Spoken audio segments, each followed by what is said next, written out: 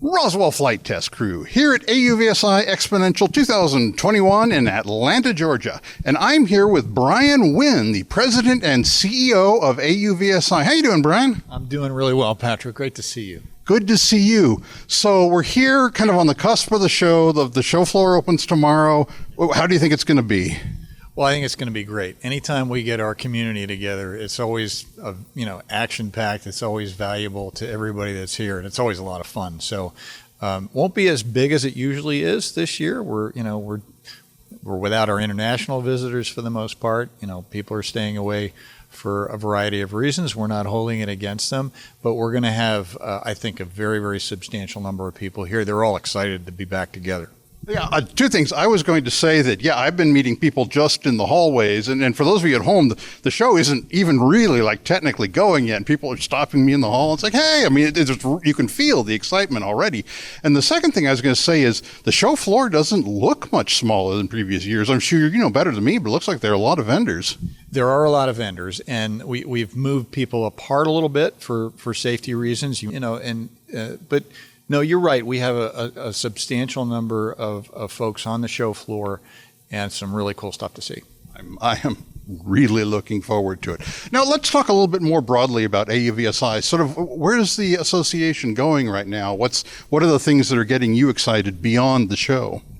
Well, we're coming off this time when the technology has really, really played from strength for unfortunate reasons, but when we had to have people at a social distance, but we needed the supply chain to be more robust. So our technology really played from strength like some other technologies during this time of COVID, and we've got tremendous momentum right now. So as the chief advocate officer, if you will, really that means I front the band. But there's a lot of momentum right now. We want to take advantage of that momentum. We've got FAA Administrator Steve Dixon here tomorrow. As you know, there's a Beyond Visual Line of Sight arc going on. We got to use this momentum to get to scale. All righty. And how about what are your goals? What are sort of you working towards with the organization? Well, it's about getting to mainstream, and it's everything from working with the Navy, which is looking at major investments in unmanned systems, and not just things that float and swim, but also things that fly in the maritime domain, and how to integrate that into their strategy in the future, to the BVLOS ARC, which I just mentioned, which is underway and moving forward at breakneck pace.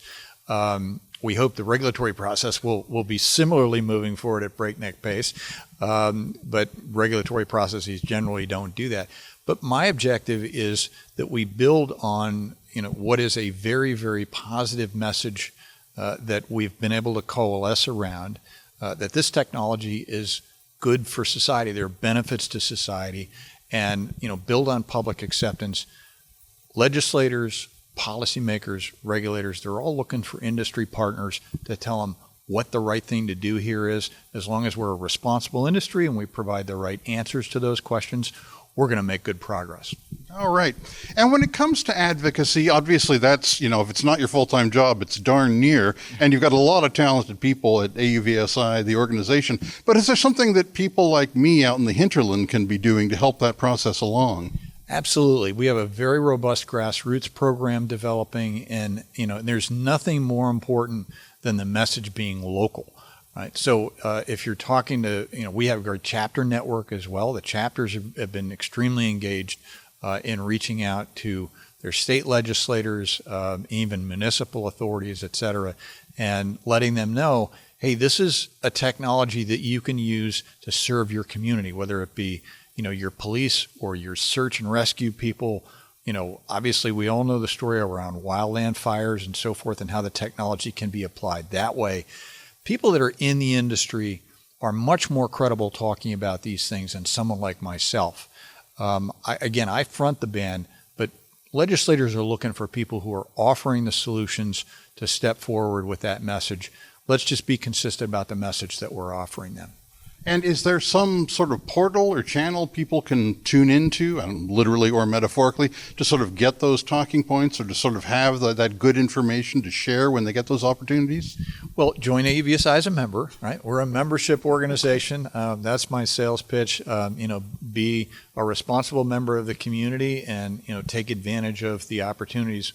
We're all about basically convening and connecting people. Join your local chapter.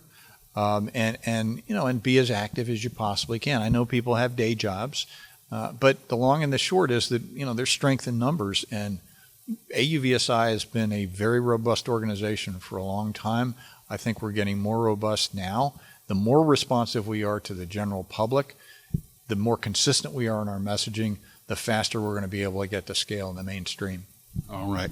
Well, Brian, I know you've got a busy day ahead of you, but I really appreciate you taking the time. Yeah, my great pleasure, Patrick. Thank you for the opportunity. And from Hotlanta, as I've taken to calling it, this is the Roswell Flight Test Crew signing off. Thanks again.